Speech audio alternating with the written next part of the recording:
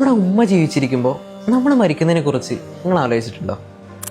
കാര്യം അല്പം സെൽഫിഷ് മൈൻഡൊക്കെ ആണെങ്കിലും ആരും കൂട്ടിനില്ലാതെ ഖബറിൽ ഒറ്റയ്ക്ക് കിടക്കുമ്പോൾ പടച്ചോനെ എൻ്റെ കുട്ടിയെ കാക്കണേന്ന് ഒരു ഉമ്മ കൽബ് പിടഞ്ഞ് കരഞ്ഞ് പടച്ചോനോട് പറഞ്ഞാൽ പടച്ചോനെ തള്ളിക്കളയും തോന്നുന്നുണ്ടോ?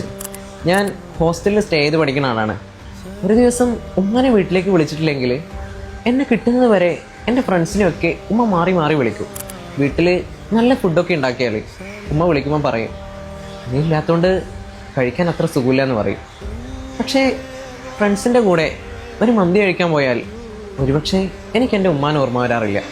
ഈവൻ സ്മോൾ തിങ്സ്, നീ വെള്ളം കുടിക്കാറില്ലേ, നീ ഭക്ഷണം കഴിച്ചോ, നിസ്കരിച്ചോ, കൃത്യസമയത്ത് ഉറങ്ങാറില്ലേ, എന്തിന്, എൻ്റെ വിസർജന കാര്യങ്ങളെക്കുറിച്ച് പോലും ഉമ്മ അന്വേഷിക്കും. എനിക്ക് വയസ്സും പക്വതയൊക്കെ ആയി, ഞാൻ മെച്ചൂർഡാണെന്ന് ഉമ്മാക്ക് ബോധ്യമില്ലാത്തതുകൊണ്ടൊന്നുമല്ല. അതൊരു സ്നേഹമാണ്, കരുതലാണ്. ആ ഒരു പ്രസൻസ് നഷ്ടപ്പെട്ടാണ്ടല്ലോ ഉമ്മാന്ന് നീട്ടി വിളിക്കുമ്പോൾ മറുതലക്കൽ റിപ്ലൈ തരാൻ ആരും ഇല്ലാത്തൊരവസ്ഥയുണ്ടല്ലോ. ഒരുപക്ഷെ ആ ഒരു ഗ്യാപ്പ് ഫില്ല് ചെയ്യാൻ ലോകത്ത് മറ്റാരെ കൊണ്ടും സാധിച്ചോളുന്നില്ല. അതുകൊണ്ടായിരിക്കും ഒരു സഹാബി, ഞാൻ ഈ ലോകത്ത് ഏറ്റവും കൂടുതൽ ആരോടാണ് റെസ്പോൺസിബിലിറ്റി കാണിക്കേണ്ടതെന്ന് ചോദിച്ചപ്പോൾ നിൻ്റെ ഉമ്മയോടാണെന്ന് റസൂൽ സല്ലല്ലാഹു അലൈഹി വസല്ലം തങ്ങൾ 3 തവണയും റിപ്ലൈ